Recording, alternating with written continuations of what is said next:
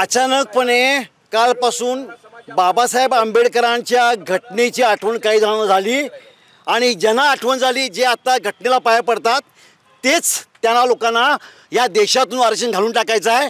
त्यांना मराठ्यांना आरक्षण द्यायचं नाही।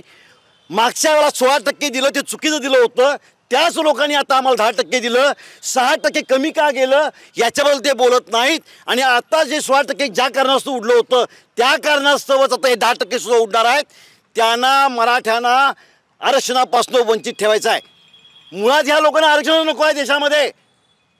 नारी सुरक्षा कायदा म्हणून जो आणला होता म्हणजे विधानसभेमध्ये 33% आरक्षण महिलांसाठी ज्यांना करायचं होतं, थम्पिंग मेजॉरिटी यांच्याकडे असताना राज्यसभेमध्ये मंजूर होतं आणि मागच्या मोदी 2.0 मध्ये लोकसभेमध्ये ते मंजूर होत नाही। हेच ज्वलंत उदाहरण आहे की यांना आरक्षण द्यायचं नाही।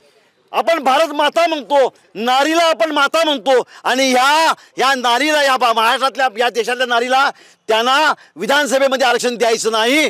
यांना समाजामध्ये पुरुषाचं श्रेष्ठ मंजूर करायचं आहे। आमचा ह्याला कडाडून विरोध आहे। आरक्षण मराठा घेतल्या शब्द बसणार नाही। तो आम्ही 16%च घेणार आणि आम्ही ओबीसी मधनंच आरक्षण घेणार। काय केले आम्ही आज जारंगे पाटील आज 4थ्या टप्प्यावर बसले, त्यांना आज पाठिंबा देण्यासाठी आज आम्ही या ठिकाणी कोल्हापूर सकल मराठा समाज शाहू स्मृती स्थळाला आम्ही जमलेलो आहोत। एबीपी माझा, उघडा डोळे बघा नीट।